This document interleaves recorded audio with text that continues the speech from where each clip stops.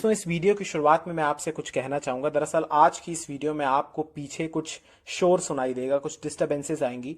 तो इस कष्ट के लिए मैं आपसे माफ़ी मांगना चाहूंगा। ये जो असुविधा आपको हो रही है इसके लिए मैं क्षमा चाहूंगा और मुझे माफ़ कीजिएगा और आगे ऐसा नहीं होगा। लेकिन आज चूंकि यहाँ पर कंस्ट्रक्शन का वर्क चल रहा है इसलिए थोड़ा ये आवाज़ आ रही है। फिर भी मैंने बहुत कोशिश की है कि मैं उस समय रिकॉर्ड करने की कोशिश करूं जब ये अपने बिल्कुल ही निचले स्तर पर हो, लेकिन कुछ जगह आवाज़ आ गई है। आई होप कि आप इस बात को समझेंगे। चलिए आगे बढ़ते हैं। नमस्कार, आदाब, सत श्री अकाल दोस्तों, स्वागत है आप सबका मेरे YouTube चैनल स्वप्निल जंक्शन पर और मैं आशा करता हूं कि आप सभी स्वस्थ और सुरक्षित होंगे।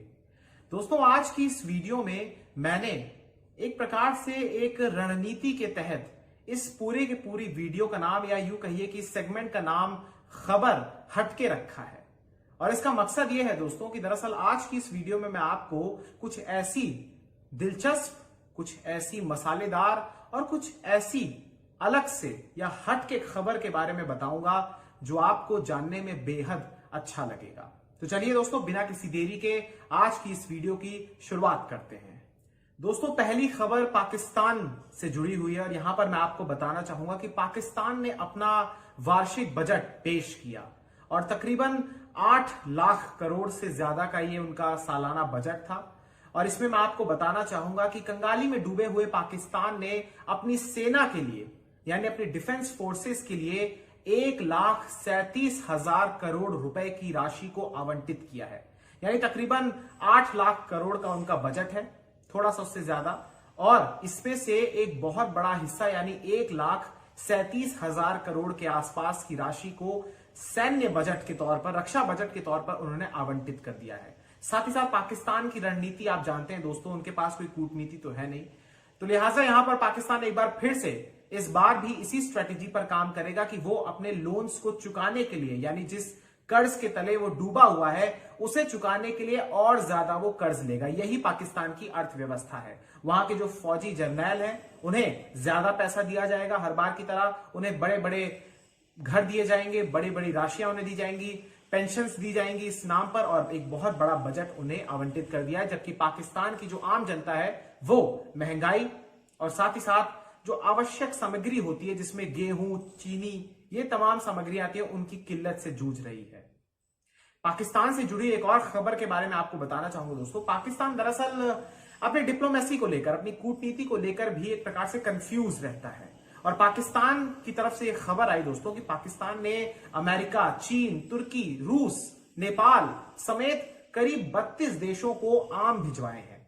और आम भिजवाने के पीछे का जो मकसद था दोस्तों, वो मकसद ये था कि दरअसल कुछ डिप्लोमेसी बन जाए, थोड़े रिश्ते सुधर जाए। लेकिन आपको हंसी आएगी इस बात को सुनकर कि दरअसल पाकिस्तान ने जो ये मैंगो डिप्लोमेसी का खेल खेलने का प्रयास किया और आमों को भिजवा भी दिया, बेहतरीन किस्म के आम पाकिस्तान ने अपने यहाँ उगाए और उनको भेज दिया इन विदेशी देशों के पास। करीब 32 देश थे, अमेरिका, चीन, तुर्की, खाड़ी के देश, ईरान, नेपाल, बांग्लादेश, रूस, इन तमाम देशों में जब भिजवाया तो इन तमाम देशों ने उसके आमों को ठुकरा दिया। कोविड के नियमों का हवाला देते हुए उन्होंने कहा कि ये कोविड के प्रोटोकॉल्स के तहत है कि हम पाकिस्तान से आए इन आमों को नहीं लेंगे।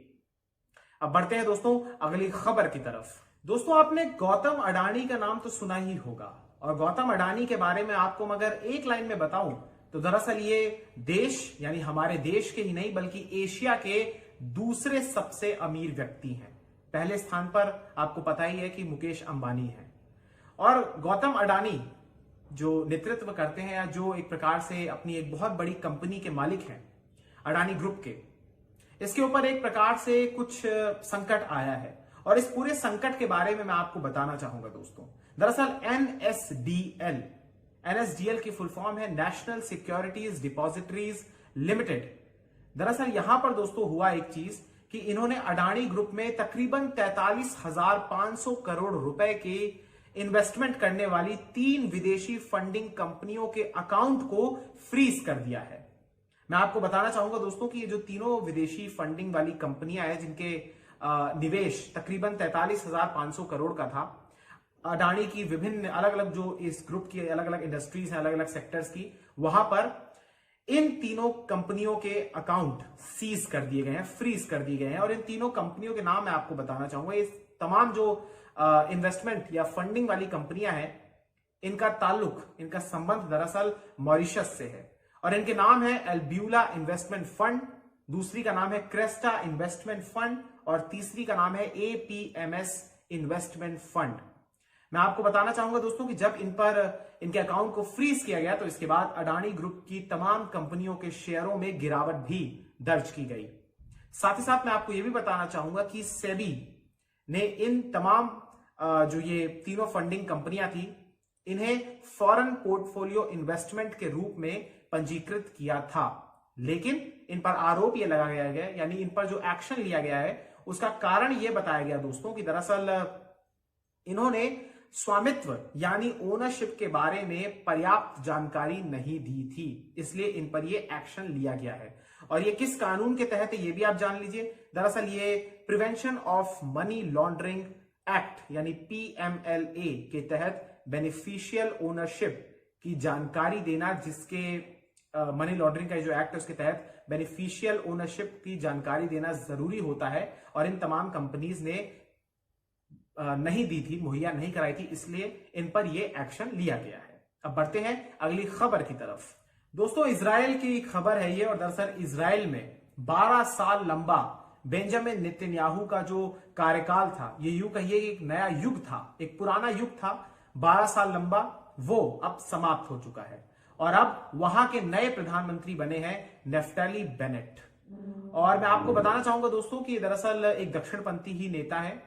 और यहां पर एक रोमांचक कहिए या रोचक बात यह हुई कि जब वहां की संसद में वोटिंग की प्रक्रिया हुई तो 120 सदस्य हैं कुल मिलाकर वहां पर, और 60 वोट बेनेट साहब के पक्ष में पड़े, जबकि 59 वोट्स यानी एक कम वोट 59 वोट्स पड़े बेंजामिन के फेवर में। यानी सिर्फ एक वोट से नेफ्ताली बेनेट जो है वो वहां के प्रधानमंत्री बन गए हैं। हालांकि आगे कहा जा रहा है कि इनकी सरकार को खतरा रहेगा क्योंकि डिफरेंस बहुत कम है और अस्थिरता भी रह सकती है, लेकिन फिलहाल अभी आपने देख ही लिया कि यहां पर इन्हें प्रधानमंत्री बना दिया गया है, इन्होंने शपथ भी ले ली है।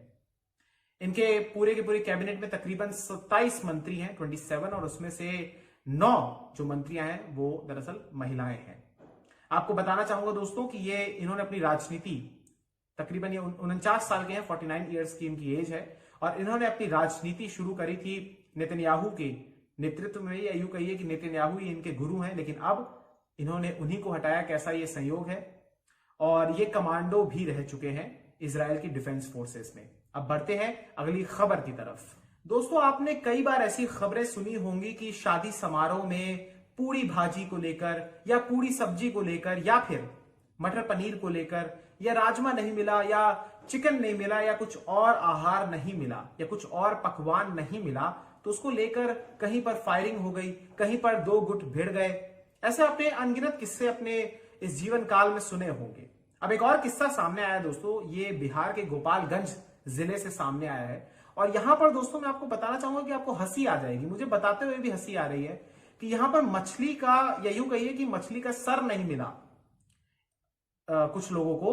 तो इस सिलसिले में 2 गुटों के बीच झड़प हो गई और 11 लोग घायल हो गए, जिनमें से कुछ गंभीर अवस्था में घायल हैं। बताइए, मछली के सर के लिए ये दोनों गुट के लोग आपस में भिड़ गए, लड़ बैठे और एक दूसरे की जान के दुश्मन बन गए। आपको पूरा मामला ये समझाता हूं दोस्तों। दरअसल गोपालगंज जिले में ये शादी थी और हुआ क्या दोस्तों कि यहां पर राजू गौंड और मुन्ना गौंड ये दोनों शख्स हैं और इन्होंने बारातियों को मछली और चावल खिला रहे थे, परोस रहे थे। और छठू गौंड के पड़ोसी अजय गौंड और अभय गौंड अपने जानने वाले मेहमानों को लेकर आए और मछली चावल खाने के लिए बैठ गए। ये कुछ और शख्स आए वहां पर।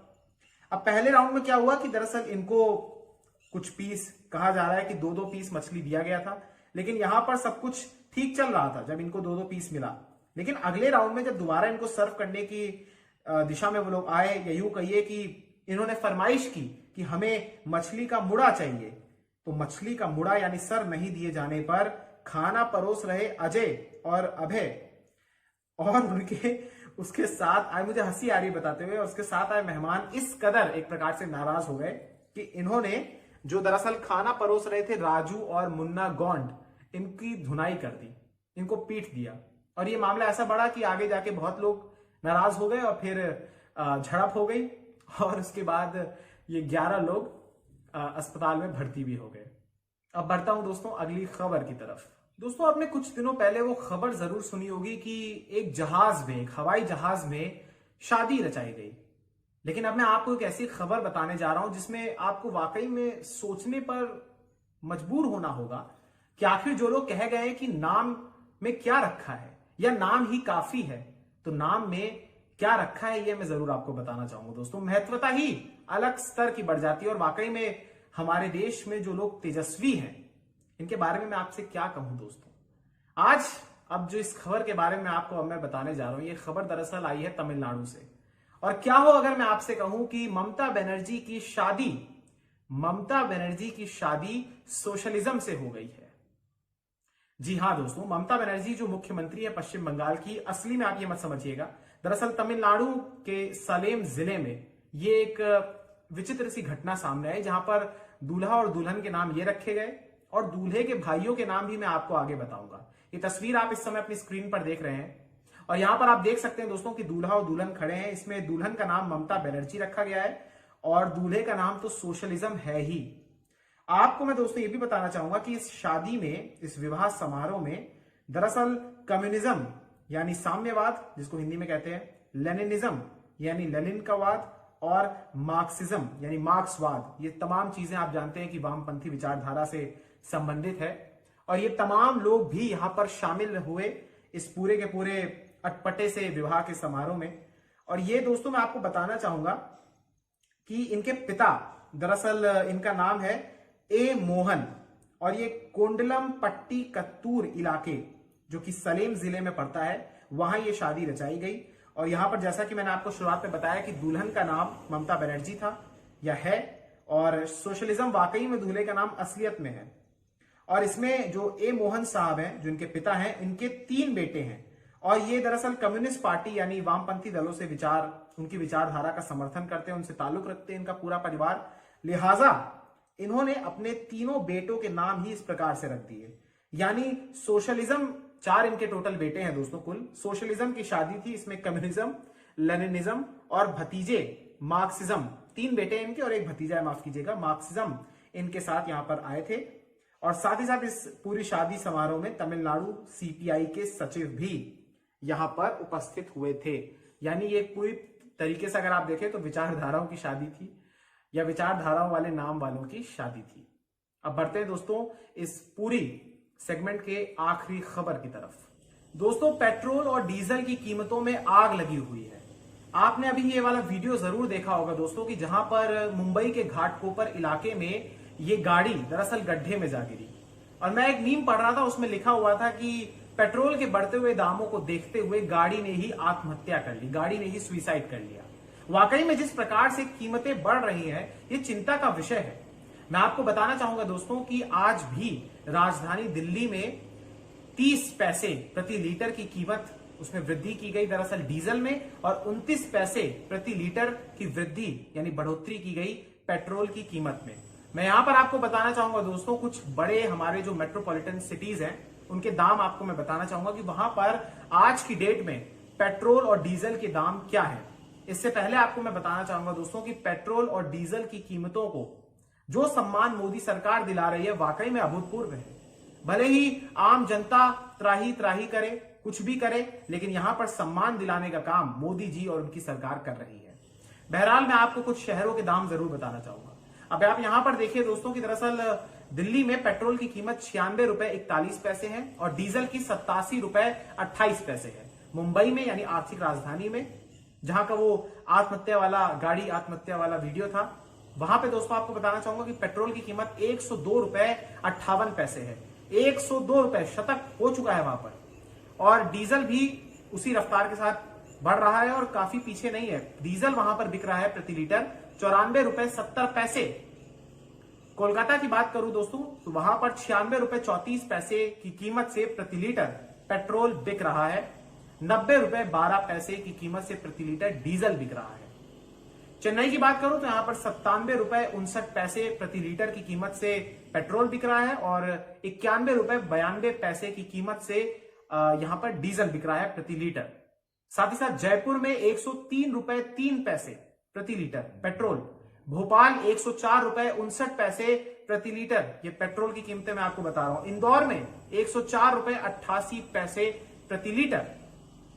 यानी आप याद कीजिए दोस्तों कि जो पेट्रोल डीजल के दाम दरअसल 2019 में पेट्रोल के दाम तकरीबन 70-71 रुपए होते थे प्रति लीटर और इसी के आसपास रहते थे, और डीजल के दाम 60-61 रुपए से ज्यादा प्रति लीटर नहीं होते थे। वो 2020 आते आते पहले 75-76 रुपए पेट्रोल हो गया प्रति लीटर, फिर आपका डीजल जो था वो तकरीबन 65-66 रुपए हो गया, और 2021 आते आते यानी शुरुआती 6 महीनों के दौरान ही शतक भी पार कर चुका है और कई जगह कई शहरों में उस मुहाने पर खड़ा हुआ है पेट्रोल और डीजल दोनों। कमाल हो गया। यहां पर कारण यह भी है दोस्तों कि दरअसल पेट्रोल की जो कच्चे तेल की कीमत है वो तो कम है, लेकिन हमारी सरकारें, चाहे केंद्र सरकार हो या फिर राज्य की सरकार हो, वो जिस प्रकार से टैक्स लेती है, जिस प्रकार से वैट लेती है, जिस प्रकार से एक्साइज ड्यूटी जितना ज्यादा वो लेती है, माल ढुलाई का चार्ज भी उसमें शामिल मैं करना चाहूंगा, तो इसलिए वो जो 30 या 35 रुपए का जो पेट्रोल होता है प्रति लीटर वो इस तरीके से शूट अप कर जाता है। और दुनिया में सबसे ज्यादा टैक्स भी ईंधन पर भारत में ही वसूला जाता है दोस्तों। अब यहां पर आपको यह भी बताना चाहूंगा कि दरअसल केंद्रीय पेट्रोलियम मंत्री का एक बयान आया हाल ही में, उन्होंने रविवार को कह दिया कि मैं जानता हूं कि दरअसल पेट्रोल की कीमत से जनता परेशान है, जनता को यानी उपभोक्ता को परेशानियों का सामना करना पड़ रहा है, लेकिन सरकार को जन कल्याण की योजनाओं के लिए और गरीब कल्याण की योजनाओं की खातिर संपत्ति चाहिए या पैसा चाहिए, और उन पैसों का, उस धन का प्रबंध करने के लिए ये ईंधन पर दाम बढ़ा रहे हैं और ये ईंधन पर दाम कम नहीं करेंगे। साथ ही साथ उन्होंने कांग्रेस शासित राज्यों पर भी निशाना साधा। उन्होंने कहा कि राजस्थान में सर्वाधिक तौर पर वैट वसूला जाता है, फिर महाराष्ट्र में भी वसूला जाता है और मध्य प्रदेश में भी वसूला जाता है। और यहां पर आप देखिए जिन सूची को मैंने आपको बताया कुछ शहरों के नाम, इसमें मध्य प्रदेश के भी शहर शामिल है। यानी इसमें मैं कहना यह चाहता हूं कि इसमें कांग्रेस शासित राज्यों के भी शहर शामिल है और बीजेपी शासित राज्यों के भी शहर शामिल है, लेकिन धर्मेंद्र प्रधान साहब ने सिर्फ जिक्र किया कांग्रेस शासित राज्यों का, वो अपने शासित राज्यों का जिक्र नहीं कर रहे हैं। यही राजनीति होती है दोस्तों। और एक बात मैं और कहना चाहूंगा कि आपने कहा कि सरकार को टैक्स चाहिए, मैं मानता हूं सरकार को पैसा चाहिए होता है योजनाओं के लिए, लेकिन क्या आप एक तबके को लाभ पहुंचाने की दिशा में आप क्या दूसरे तबके यानी मिडिल क्लास की पूरा बजट आप बिगाड़ देंगे, उनकी जेब को आप फाड़ के रख देंगे क्या? जो जेब के भीतर रेशे मौजूद होते हैं उसमें से भी आप पैसा निकालने की कोई कसर मत छोड़िएगा। शर्मनाक है ये दोस्तों। ना इकोनॉमी बढ़ रही है, ना ही जनता की प्रति व्यक्ति आय बढ़ी है, लेकिन दाम इस तरीके से बढ़ रहे हैं जैसे लग रहा है हमारी जो प्रति व्यक्ति आय है वो अमेरिका जितनी हो। गजब की स्थिति है, गजब की स्थिति है इस देश में। और मैं आपको बताना चाहूंगा दोस्तों कि 4 मई के बाद से 20 से ज्यादा बार पेट्रोल और डीजल के दामों में वृद्धि हुई है। कभी 20 पैसा, कभी 30 पैसा, कभी 16 पैसे, कभी 17 पैसे, ऐसे कर करके तिल कर करके इन्होंने तिल का ताड़ बना दिया है। दोस्तों अब इस वीडियो को खत्म करने का समय आ चुका है। बहुत बहुत शुक्रिया, बहुत बहुत धन्यवाद। जय हिंद, जय भारत, वंदे मातरम, इंकलाब जिंदाबाद, सत्यमेव जयते। नमस्कार।